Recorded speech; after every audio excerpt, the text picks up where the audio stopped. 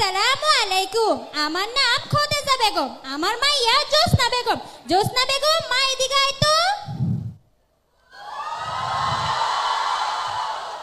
এনে বো আমা, আজকে কুসুম ঘটক বলা করে লইব। কুসুম ঘটকটা আইলো নাকি লিগে হলো? আসসালামু আলাইকুম আফা, আমার নাম কুসুম ঘটক। আমি এই গ্রামের সকলের বিয়া দিছি, খালি নিজের দাই হইল না। আমাকে বলা আব্দুল সাত্তার ঢাকা মেডিকেল থেকে ইঞ্জিনিয়ারিং পাস কইরা নাম রাখছে রোহান। আমার মাইয়ারে দেখেন, কত ফর্সা, কত লম্বা, সোনার টুকরা একটা। আমার পোলাও আহে একটা। এই কুসুম ঘটক দেখো তো মাইয়া ল্যাংলা লুংলা নাহি।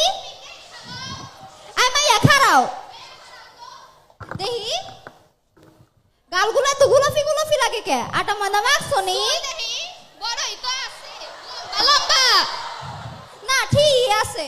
ও ফুলা আব্বা জান, তোমার কি মাইয়া পছন্দ হইছে?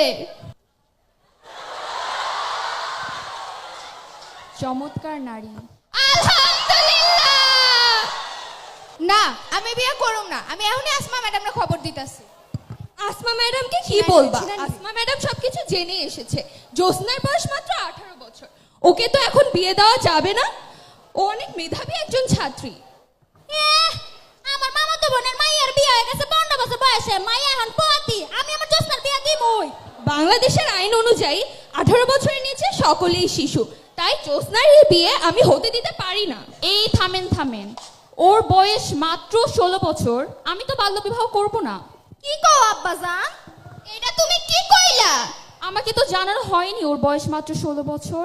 আমি বিয়ে করতে পারি না, আমি একজন শিক্ষিত ছেলে। তবে আমি ওর জন্য অপেক্ষা করতে পারি। ও যখন পূর্ণবয়স্ক হবে এবং ও যেহেতু পড়াশোনা করে নিজেকে প্রতিষ্ঠিত করতে চাচ্ছে, এরপরেই না হয় আমরা বিয়ের কথা আগাবো। বাল্যবিবাহ ভাঙে হাজারো স্বপ্ন, শিক্ষা ও ভবিষ্যৎকে। তাই না বলুন বাল্যবিবাহকে। ধন্যবাদ।